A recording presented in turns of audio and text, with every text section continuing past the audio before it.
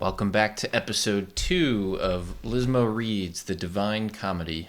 Last time we covered Inferno Part 1 and Part 2, and today I hope to get through Inferno 3 through 5. So at least 3 cantos we'll be reading, but I'm hoping the second video will be a little bit shorter than the first one. Alright, so on the last episode we covered Inferno Part 1, and it started with Dante, who is lost in a forest, a very complicated and overpowering forest. In this forest, Dante was approached by 3 separate animals. There was a leopard, a lion, and a she-wolf. What the leopard is supposed to represent is lust, and what the lion represents is pride. I read back a little bit, and I can kind of see where the symbolism comes from, but it was not as obvious to me as greed representing the she-wolf. Shortly after being accosted by these 3 animals, Dante is then approached by Virgil, who is basically acting as a savior for Dante in this forest. He offers him guidance through what he anticipates will be a perilous journey, and Dante inevitably accepts the offer, and then they move on. Inferno 2 spends a lot of time detailing the character Beatrice. Beatrice is who sends Virgil on the journey to basically pick up Dante in the forest and begin his journey. And the idea is that Virgil will begin Dante's journey, presumably get him at least through Hell or Inferno, and then Beatrice will pick up the rest of the way and lead Dante to heaven. What we know about Virgil is that he's sort of wise and thoughtful, but he's also a rebel of God. His beliefs don't align with God. Because of that, he's denied heaven, and that's why he cannot bring Dante the rest of the way to heaven. As opposed to Virgil, Beatrice is loving and godly and a very sort of divine presence, and is described as very sort of deific and almost glowing. Now, a lot more than what I've described happens over the course of Inferno Part 1 or 2. That's just a very brief summary to kind of pick us up and get us to where we're going to pick up from today, which is Inferno Part 3. Now, honestly, my analysis of the first 2 cantos could have been better. I think I was a little bit hyperfixated on actually recording myself more so than giving the text a whole lot of critical thought. So today I'm going to try to do a better job of analysis, a better job of reading the lines coherently, as well as taking more notes, which I did not do enough of last time. Hopefully by the end of the video I'll be able to summarize what we've read a little bit better, and hopefully enough so that when I'm editing the video and thinking on it in the following week, I'll be able to offer more at the beginning of the next video. In the spirit of keeping this video hopefully a bit shorter than the last, as well as being able to fit more actual lines from the poem, I'm going to just go ahead and get started right away.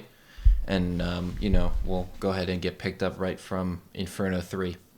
Sit down, get yourself a cup of coffee, pick up a copy of this if you haven't already, or feel free to just enjoy along. And without further ado, let's begin. Through me you go into the city of weeping. Through me you go into eternal pain.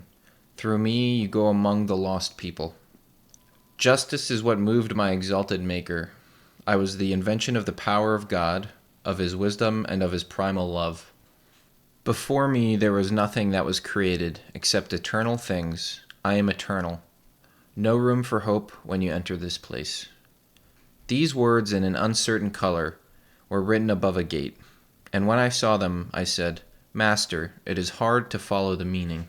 It's a little bit like me reading this right now. He answered as a man who understood. Here you must leave all wariness behind. All trace of cowardice must be extinguished. We have come now to the place where I have told you you will find the people for whom there is only grief, those who have lost the benefit of the intellect. With that, he put his hand on top of mine, and looked glad, which made me feel more comfortable, and so he led me into that secret place. So real quick, I want to talk about the these last 5 or so sections. So it appears Dante and Virgil have arrived at what seem to be the gates of hell. There are writings etched into the gate, basically declaring like this is hell, this is the place of eternal pain and weeping. And it almost implies that this was created by God in a way. I don't know if I'm reading that correctly, but it says, I was the invention of the power of God. So through the power of God, hell was supposedly created. Virgil says to Dante that you have to leave behind all fear to make it through here. Here you must leave all wariness behind. All trace of cowardice must be extinguished. So yeah, he's saying basically there's no room to be tired. There's no room to be afraid if you want to continue on this path. And then he basically says this is where, all of the people who are down on their luck are, and people who have lost sight of intellect. Very scary thought. Dante is afraid, but he sees that Virgil he looks glad. He looks like, I guess, happy or surprisingly confident. And Virgil's confidence inspires Dante to be a little bit more comfortable going into this. And then where we are now, it looks like they're going to start describing the scenery. Here there were sightings and complaints and howlings, resounding in the air under no stars, so that at first I found myself in tears. A jumble of languages, deformities of speech, words which were pain, with intonations of anger, voices which were deep and hoarse, hands clapped together, made altogether a tumult, round and round, unceasingly in that air in which all was colorless, just as it might be in a perpetual sandstorm. And I, who felt my head surrounded by horrors, said, Master, what then is it that I am hearing? And what people are these so crushed by pain? He answered, That is the manner of existence, endured by the sad souls of those who lived, without occasion for infamy or praise. So I guess he's saying here that these are people who never amounted to anything. Line 37. They are mixed with that abject squadron of angels who did not think it worth their while to rebel or to be faithful to God, but were for themselves. These people didn't rebel or be faithful to God. They were completely, selfish. Heaven chased them out so as not to become less beautiful, and the depths of hell also rejected them, lest the evil might find occasion to glory over them. I said, Master, what is it lies so heavily upon them? What they call out as they do? He answered, I will tell you very briefly. So he's going to tell us very briefly, as in right now. They are without even the hope of death. Their blind existence is of such abjection that they are envious of every other fate. The world does not remember them at all. Mercy and justice treat them with contempt. Let us not talk about them. Look and pass on. And as I looked at them, I saw a flag flapping wildly as it was carried forward, as if it was not fit to rest a moment. Behind it came a huge torrent of people, so many that I never should have thought death had been able to undo so many. When I had recognized a few of them, I saw and knew the shadow of that man, who out of cowardice made the great refusal. I understood this at once beyond all doubt, that this was the miserable and useless gang of those who please neither God nor his enemies.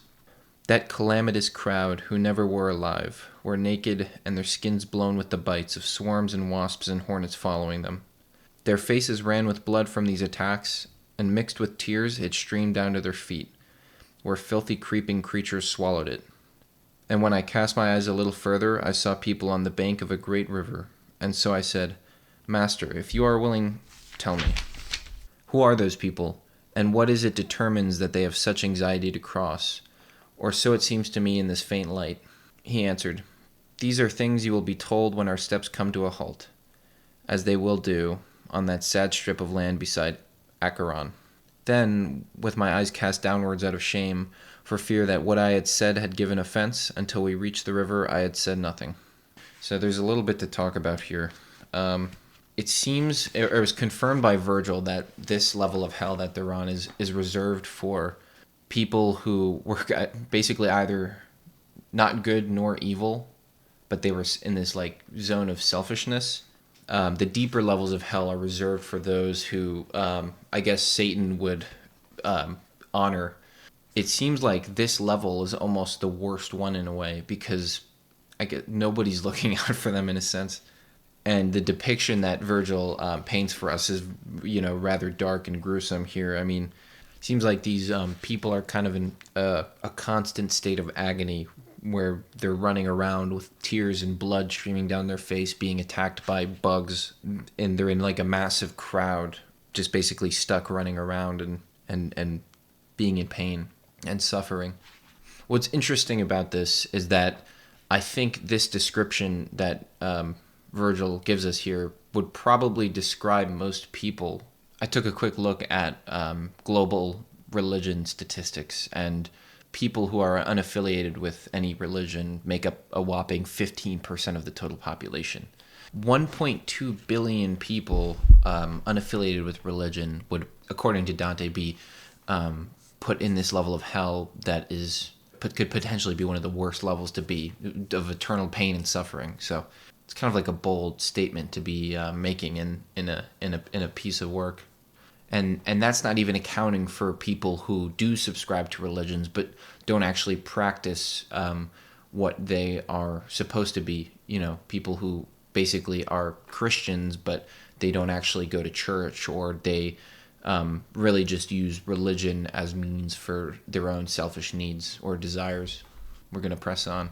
And then there came towards us in a boat an old man who was white with brittle hair, calling out, "Woe to you, perverse spirits! You need not hope that you will ever see heaven. I have come to take you to the other side, into eternal darkness, fire and ice. And you who are there, and still a living soul, keep well away from those who are dead." But when he saw that I had made no movement, he said, "There are other crossings, other ways for you to reach the shore. Do not pass here, and you should travel in a lighter craft." My guide said, "Charon, do not torment yourself. It is willed there, where anything can be done. If it is willed, no need for further questions." There was no more movement of the bearded cheeks of that old pilot of the leaden marshes, around whose eyes there burned red rings of flame. Line 100. But those spirits who were worn out and naked changed color, and their teeth began to chatter. Such was the effect of hearing those harsh words. Then they blasphemed God and their cursed parents, the human race, the place and time, the seed, the land that it was sown in, and their birth. And then they gathered, all of them together, weeping aloud, upon the evil shore, which awaits every man who does not fear God. The devil Charon, with his eyes like coals, points at them and collects them all together. Whoever dawdles gets a blow from his oar. As leaves in autumn, one after the other, are blown away until the branch is given, all of its spoil back to the earth again. So was it with the evil seed of Adam. They threw themselves from that shore one by one, as they were beckoned like birds obeying a call. And so they went away on the dark water, and even before they had disembarked, another flock had collected on this side. Here it's depicted to us that Charon is basically ferrying these damned souls from this level of hell that seems pretty accursed to what is essentially, I guess, darkness or eternal darkness, fire and ice. Dante, the author, likens these people, these souls, to birds obeying a call, and that's kind of, I guess, to show that their spirits have been sort of whittled down to very little humanity left of them. Line 121. My courteous master spoke to me. My son, those who have died under the wrath of God assemble here from every land on earth, and they are ready enough to cross the stream, for the divine justice digs its spurs in so that their fear is turned into desire. There is no crossing here for any good spirit. Therefore, if Charon says he will not have you, you know what sense you may give to his words. When he had finished, the murky countryside trembled so much that even to think of it still leaves me terrified and bathed in sweat. Virgil says to Dante that Charon will he will not ferry any good spirit. Charon's reluctance to ferry Dante across shows that Dante has a good soul, or Virgil wants Dante to know he has a good soul. The melancholy land belched out a wind from which there came a flash of carmine light that left me utterly insensible, and I fell as a man who falls asleep. As we close out Canto I, I think it's pretty safe to say, just based on this chapter alone, that if Dante truly believes what he is writing here, then we can say his view of religion is a little bleak. I don't personally believe that those who do not subscribe to either God or the enemies of God will be damned to Inferno or hell. As a matter of fact, I think if Dante's depiction of hell was true and that's how it really worked, I would probably end up there myself. Despite all that, the imagery we get to see here is very captivating, and I think he does a good job of just painting a very bleak picture of hell in the short span that he does. On to Canto IV. There broke upon the deep sleep in my head a solemn thunder, so that I started like someone who is wakened violently. And so I cast my rested eyes around me, and having stood up, I looked fixedly to see what sort of place I was in. The truth is, I was on the outer edge of the valley of the sorrowful abyss, which echoes with infinite lamentations. It was so dark, so deep, so filled with cloud, that when I fixed my eyes upon the bottom, I could not there discern a single thing. Now let us go down into this blind world, began the poet, and his face was pale. I will go first, you follow after me. And I, who had seen how his color had changed, said, How shall I come if you are so afraid, you who give me comfort to me when I waver? He answered, It is the anguish of the people down there which takes the color from my face. It is a pity, although you take it for fear. Let's go. It is a long way, we must not stop. So he moved forward and made me follow him into that first circle around the abyss. So as Dante and Virgil are about to enter the abyss, Dante sees that Virgil is pale and assumes that he's afraid. Virgil is actually pale because he's very sorrowful for the sad souls that they're yet to encounter in the abyss. Line 25. There, in so far as listening could tell me, the only lamentations were the sighs, yet they made the eternal air tremble. They came from the sadness without any torment. Felt by the crowds, there were many of them, and huge, of infants and of women and of men. The master said, Are you not going to ask what spirits these are which you see in this place? I think you should know before you go on. They have committed no sin, and if they have merits, that is not enough, because they are not baptized, which all must be to enter the faith which is yours. And if they have lived before the Christian era, they did not adore God as he should be adored. And I am one of those in that position. For these deficiencies and no other fault, we are lost. There is no other penalty than to live here without hope, but with desire. It grieved my heart when I heard him say that, because I knew there were people of high value who were in that limbo, as it were suspended. But sir, I said, will you explain to me? I asked because I wanted to be certain about the faith which overcomes all error. Did anyone, either through his own merit or through another's, ever get out of here and achieve blessedness? He understood what I implied and said, When I was new here, I saw a powerful spirit come this way, crowned with the insignia of victory. He took away the shade of our first parent, with that of Abel and his son, the shade of Noah, and of Moses, the obedient lawgiver. With the patriarch Abraham and David the king, Israel with his father and his children, and with Rachel, for whom he did so much. So that's the same Rachel that I think was mentioned in the second canto. And many others, and he made them blessed. I think that you should know that before these there were no human spirits who were saved. We did not stop walking while he spoke, but went on through the forest nonetheless. That forest, I say, of spirits crowded together. In this abyss that they're currently in, they witness a crowd of souls who committed no sin and were in this abyss because they were not baptized. Virgil even says that some of these people might have existed before Christianity was even known. And I'm also assuming people who existed at the same time but maybe had never came across Christianity. Virgil indicates that he actually belongs to this crowd. He existed before Christianity came to be. So it also looks like Dante asks Virgil if people have ever made it out of this abyss. And Virgil responds by saying, once before, a powerful spirit with the insignia of victory actually swept through here and blessed many people, many different people, who all of whom I believe are prominent Christian figures. Actually, not even Christian figures, just sort of religious figures in general. But he indicates, too, that before that had happened, nothing like that had ever happened before. I almost feel like this is implying that this hell existed before Christianity came to be. But that seems almost paradoxical because the people who are here to begin with are people who were never baptized. And whatever this is was here at the dawn of time, perhaps. Line 67. We had not gone very far on our way from the river of sleep when I caught sight of a fire, which carved for itself a hemisphere in the darkness. We were still some little distance from the spot, but not so far that I could not catch a glimpse of the honorable people who stood there.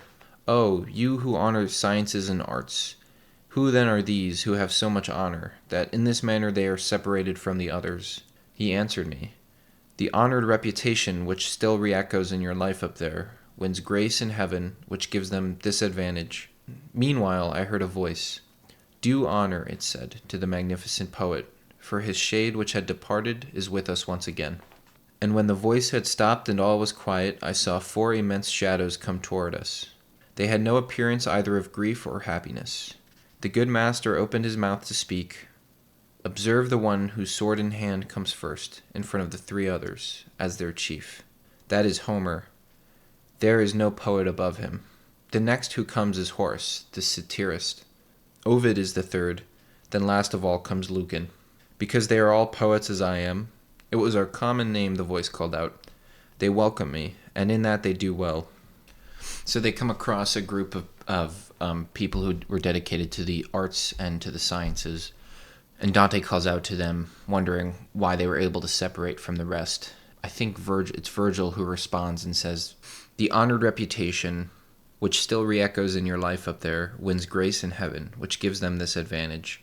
Because of their honored reputation, they have a little bit of an advantage in this current hell. And then they come across 4 figures in the dark who turn out to be famous poets, and leading them is Homer, who Dante describes as, I guess, the greatest poet of all time. Homer, who wrote the Odyssey. It looks like the Odyssey was most likely written around 750 to 650 BC. This obviously predates Dante's timeline, and so it didn't occur to me until now that someone like Dante obviously looked up to Homer.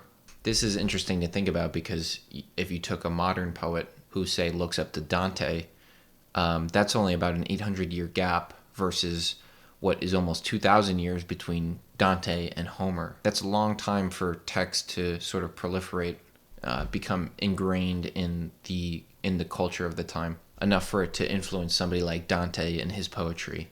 Line 94. And so I saw together that excellent school of those who are masters of exalted song, which like an eagle flies above the others. When they had walked together a little while, they turned towards me with signs of recognition, and my master smiled to see them do so. And then they did me a still greater honor. They took me as a member of their company, so that I was a 6th among those great intellects. So we went on in the direction of the light, talking of things of which it is well to say nothing, although it was well to talk of them at the time. We came to the foot of a great castle, encircled 7 times by lofty walls, and around that there flowed a pleasant stream. We went over the stream as on dry land, and I entered 7 gates with those wise men. We came into a meadow where the grass was cool, and there were people whose eyes were slow and serious, of great authority in their presence. They were not talkative, and their voices were gentle. We moved away a little to one side, to an open place, well lit upon high ground, so that I could see the whole group easily. There, straight in front of me, on a green background, there were presented to me those great spirits, merely to have seen whom is an exaltation. I saw Electra with many companions, amongst whom I knew Hector and Aeneas, and the armed Caesar with the eyes of a hawk. I saw Camilla there, and Penthesilea. On the other side I saw the Latian king, Latian or Latian, I'm guessing, with his daughter Lavinia sitting there. I saw the Brutus who drove out the Tarquin, Lucretia, Julia, Marcia, and Cornelia, and standing by himself I saw Saladin. And when I raised my eyes a little higher, I saw the master of knowledge, Aristotle, sitting there with a company of philosophers. All looked to him, and they all did him honor. I saw there Socrates, as well as Plato. The 2 who stood out there were nearest to him. Democritus, who thought the world came by chance, Diogenes, Anaxagoras, and Thales, Empedocles, Heraclitus, and Zeno. I saw the man who knew the virtue of herbs, Dioscorides, and I saw 2 Orpheus, Cicero, Linus, and Seneca the moralist, Euclid, the geometrician, and Ptolemy, Hippocrates, Galen, and Avicenna, Averrhoes, who wrote the great commentary. I cannot give account of all of them, for my main theme is such it hurries me on, so that I often have to tell less than I saw. The company of 6 was cut to 2. My skillful guide led me another way, out of the quiet to where the air trembled, and I came to a part where nothing is luminous. And that closes out Canto IV. So the last part of this fourth canto, Dante and Virgil, accompanying the 4 poets who they came across, arrive at a castle that is encircled by 7 gates. Upon entering the 7 gates, they are greeted with what appear to be a number of philosophers, mathematicians, various intellectuals. Proves to be a little bit of a respite for Dante, as he's just kind of gazing in awe at this large number of people. I mean, that whole section was me just listing off names I could barely pronounce.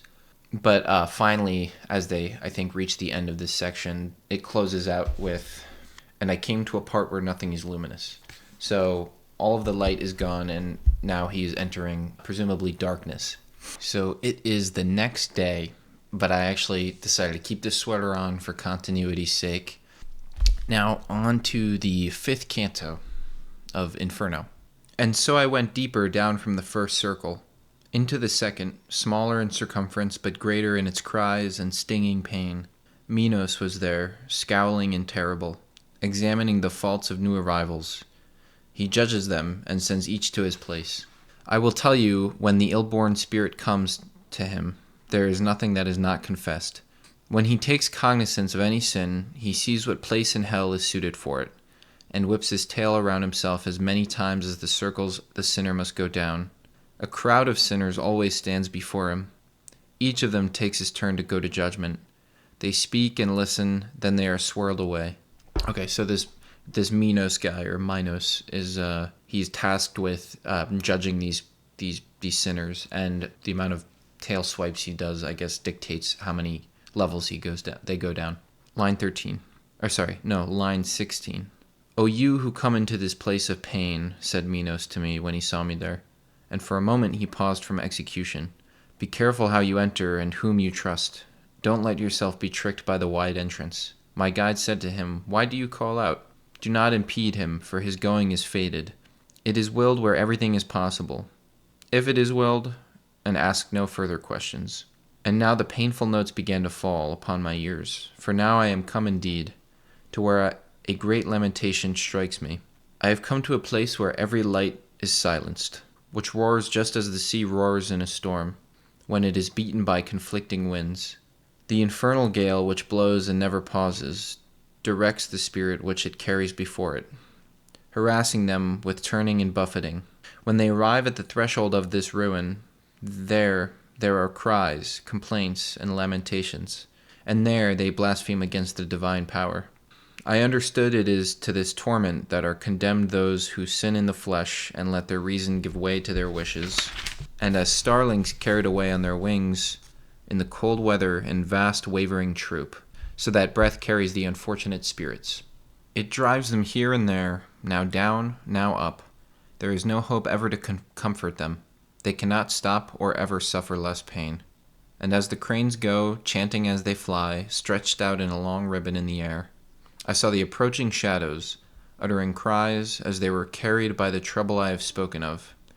And so I said, "Master, who are those people who are so punished by the black air?" Virgil responds, "The first of those about whom you are asking," he told me in reply, "is that empress who ruled over so many lands and languages. She was so at the mercy of sensuality that she made laws allowing what she liked so that her own conduct could not be blamed. That is Semiramis, of whom we are told that she succeeded Ninus and was his wife. She held the land which the Soldan now rules. The other is she who killed herself for love and broke faith with the ashes of Sichaeus. And there you see the lustful Cleopatra. See Helen, who brought about such evil times which lasted for so long, and great Achilles, who in the end was in combat with love. See Paris, Tristram, and then more than 1,000 shadows he showed me, named and pointed out, those whom love had separated from life. When I heard my instructor in this way, naming the ladies and lovers of former times, I felt pity, and was as if bewildered. naming the ladies and lovers of former times. It seems like they're, if I'm not mistaken, it looks like these historical women are getting a lot of the heat for their sins here. Cleopatra, who Dante describes as being lustful, and then Semiramis, who was at the mercy of sensuality. I feel like he is painting a picture here that these historical women are sinners because of their lustful nature. That could be a far cry from what he's actually getting at here, but that is the general vibe I'm getting here. I began, "Poet, I should like, if it were possible, to speak to those who are coming side by side and seem so light upon the wind." He said to me, "You will see them when they come a little closer to us. You have only to ask them, invoking the love that brings them, and they will come."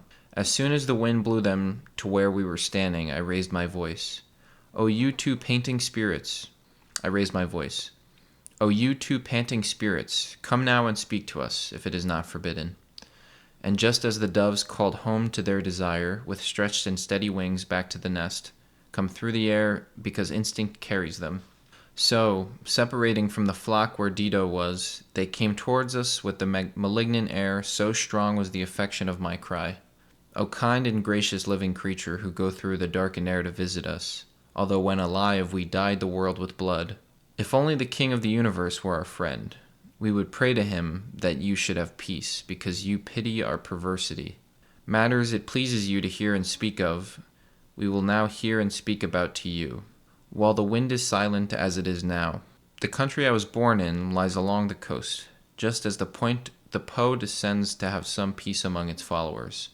Love, which quickly fastens on gentle hearts, seized that wretch, and it was for the personal beauty which was taken from me.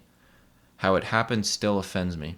Love, which allows no one who is loved to escape, seized me so strongly with my pleasure in him, that as you see, it does not leave me now.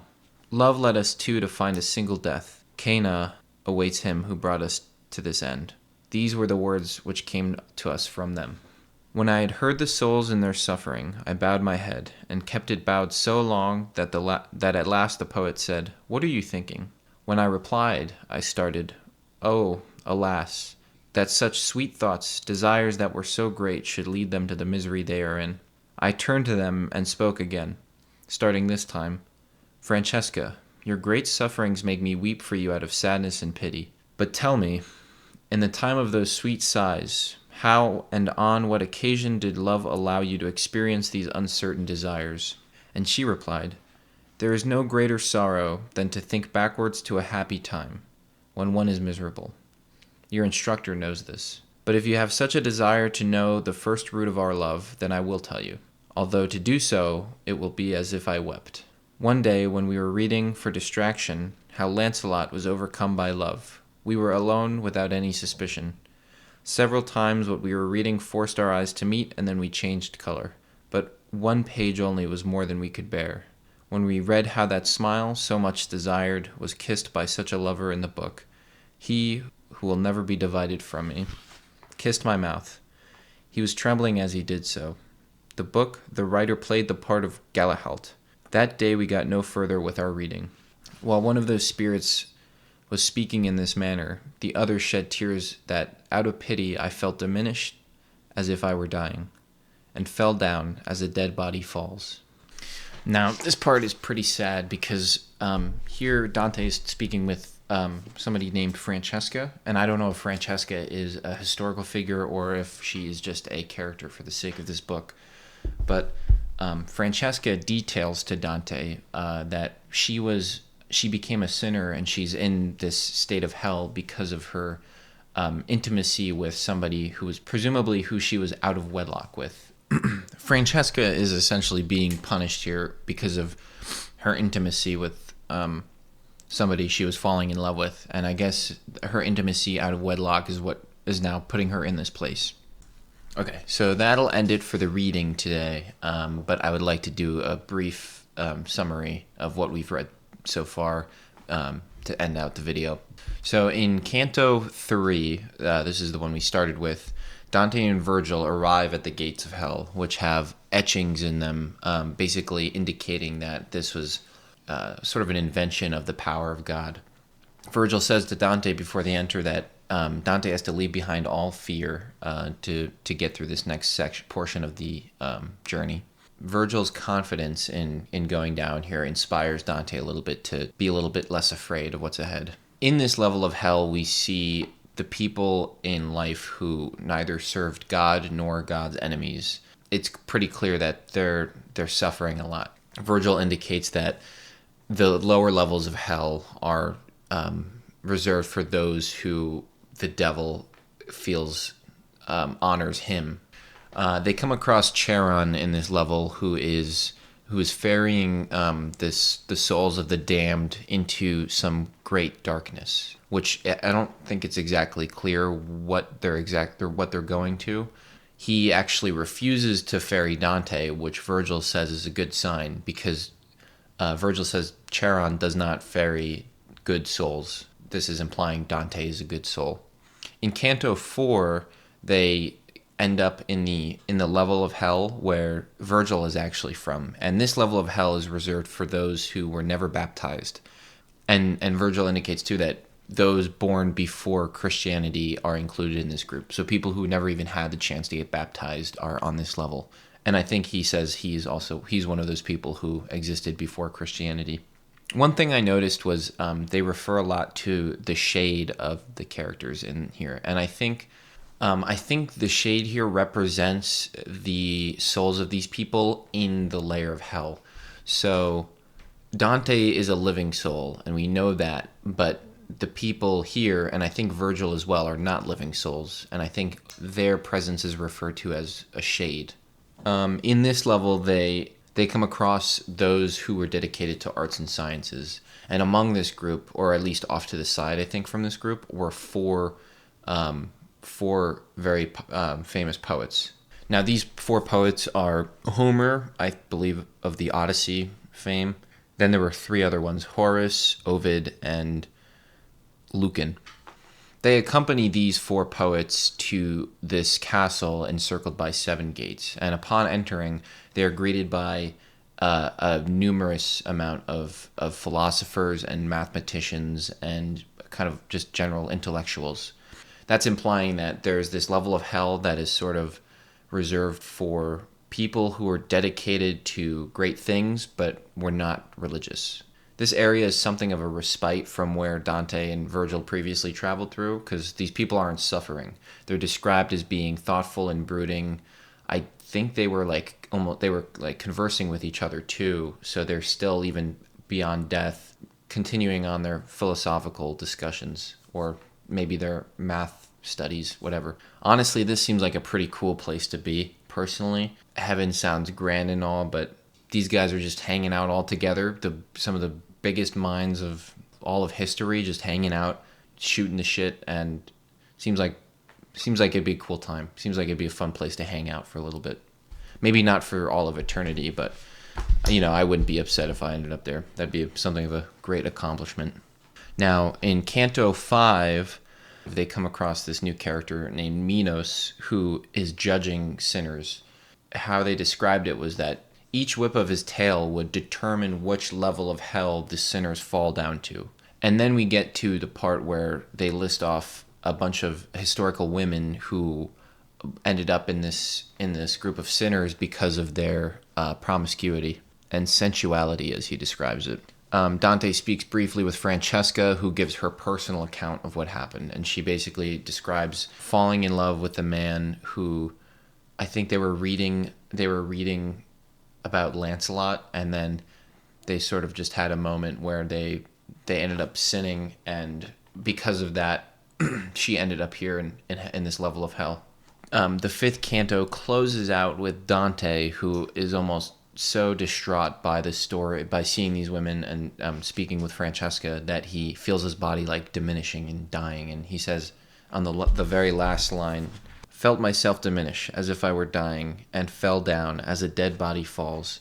So he falls down here, and I don't know where he's going to fall to. We'll pick that up in the next episode. Please let me know anything that we missed here. There was certainly a lot of stuff we covered, but I don't think I was able to fully capture all of it and thoroughly analyze all of it. So If there are any important things we missed, or if you disagree with my understanding of something here, please let me know in the comments and let me know what I missed. That'll do it for this episode. Please join me in this series as we continue to tackle more of Inferno. In the next episodes, we should be doing Canto 6, 7, and 8 of Inferno. So tune in and take care. Or, I mean, I don't know if I would say bleak, but